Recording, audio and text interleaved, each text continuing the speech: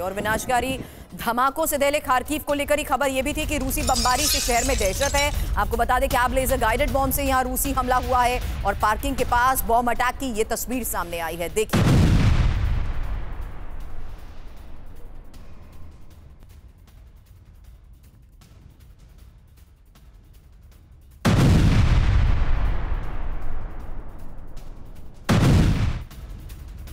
अब रूसी हमलों से दहले यूक्रेन के सुमी से भी खबर है। सुमी पर स्कैंडल मिसाइल बरसी है और यूक्रेनी सैन्य काफिले पर यह बड़ा मिसाइल हमला था। आपको बता दें 20 से ज्यादा आर्मर्ड व्हीकल्स तबाह किए गए हैं। इसी हमले में कई सैनिकों की मौत का भी दावा किया गया।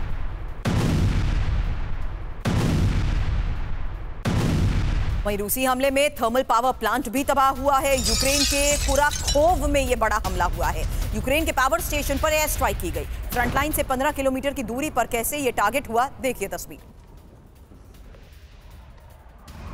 आपको बता दें इस हमले से बड़े इलाके में ब्लैकआउट का खतरा है।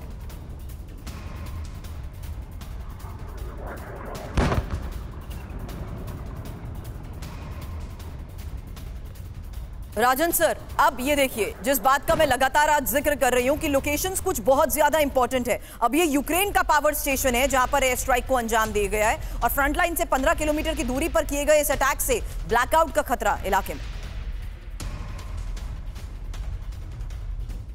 जी मैं बोलूं?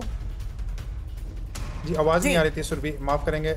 बोलिए राजन सर, मैं यही बात कर रही थी कि लोकेशंस इस बार जिस तरीके से पावर स्टेशंस को टारगेट किया जा रहा है, ये एक और ऐसी लोकेशन यूक्रेन के खाराकोव की जहां पर सीधे एयर स्ट्राइक की गई पावर स्टेशन पर। जी बिल्कुल। देखिए दोनों की स्ट्रेटजी थी। रूस ने पहले यह किया कि सिविलियन एरिया को डायरेक्ट टारगेट नहीं किया था।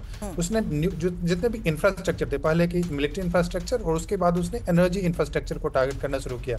और उनकी स्ट्रेटजी यह है कि चूंकि विंटर आने वाला है और जो मैसिव जो सबसे ज़्यादा सप्लाई जो आता था पहले यूरोपियन कंट्रीज को भी जो जाता था वो रूस के माध्यम से 30 to 40% जर्मनी को भी जाता था। तो उनकी स्ट्रेटजी यह है रूस की कि इनके एनर्जी इंफ्रास्ट्रक्चर को इतना डैमेज कर दें कि विंटर में क्राइसिस का सिचुएशन हो जाए और फिर यूक्रेन की जनता जेलेंस्की के अगेंस्ट में हो जाए। और इसीलिए आप देख रहे हैं कि ज़्यादातर जो टारगेट्स हैं वो ये जो उनके जो पेट्रोल पंप्स या उस ढंग के जो इंस्टॉलेशंस हैं एनर्जी के वो हैं। और अब यूक्रेन भी यही कर रहा है रूस में कि वहाँ पे जो एनर्जी इंस्टॉलेशंस हैं रूस के अंदर उसको टारगेट करने की कोशिश हो रही है। तो एक तरह से एक उनकी स्ट्रेटजी का पार्ट है कि पहले इंफ्रास्ट्रक्चर को डैमेज करो और उससे लोग तबाह होंगे, फिर रेजिम के अगेंस्ट में बोलना शुरू कर दें। बिल्कुल, लेकिन अब एक और वॉर फ्रंट का रुख करेंगे क्योंकि यहां खबरें आ रही हैं कि किस तरीके से अब 50 रॉकेट अटैक और बंधकों की मौत। आज एक बड़ी खबर उस वॉर फ्रंट से आई है, हालांकि तस्वीरें भी आपके सामने उन बंधकों की जिन्हें मौत के घाट उतार दिया गया है। और बड़ी खबर यह कि वेस्ट बैंक में मारा गया है इस्लामिक जिहाद कमांडर। आपको बता दें ये खबर एयर स्ट्राइक में मोहम्मद कतरावी की मौत को लेकर है। आईडीएफ और शिन बेट का यह ज्वाइंट ऑपरेशन था। हमले में तबाह कतरावी की कार की यह तस्वीर देखिए।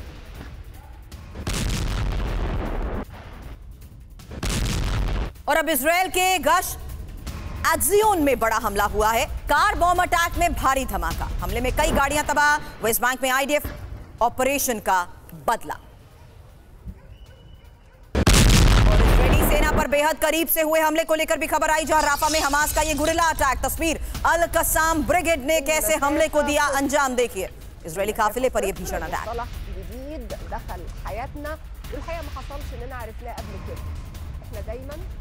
इजरायली सैन्य ठिकाने पर रॉकेट अटैक को लेकर भी खबर है। ज़िकिम मिलिट्री बेस पर हमास का यह हमला, अल कुद्स ब्रिगेड ने रॉकेट बरसाया। ज़िकिम बेस को भारी नुकसान पहुंचाने का किया जा रहा है दावा।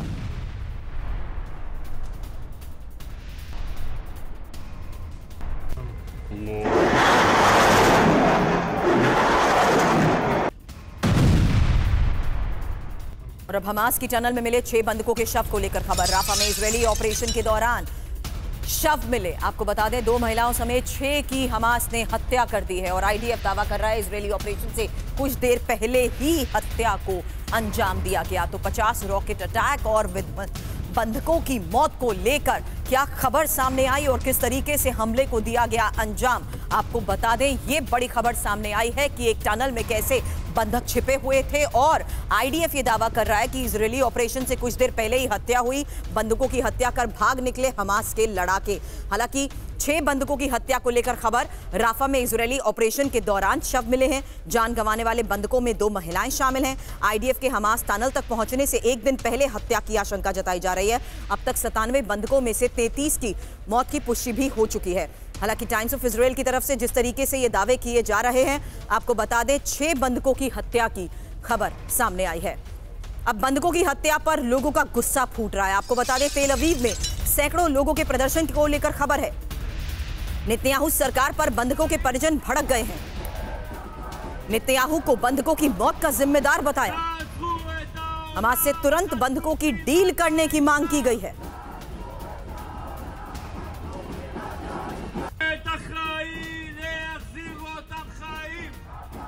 और हिजबुल्लाह के हमलों से दहले इजराइल को लेकर भी एक खबर आ रही है सामने, जहां बीत हिलेल पर हिजबुल्लाह का अटैक हुआ है और गलीली में भी गूंजे हमले के रेड अलर्ट सायरन।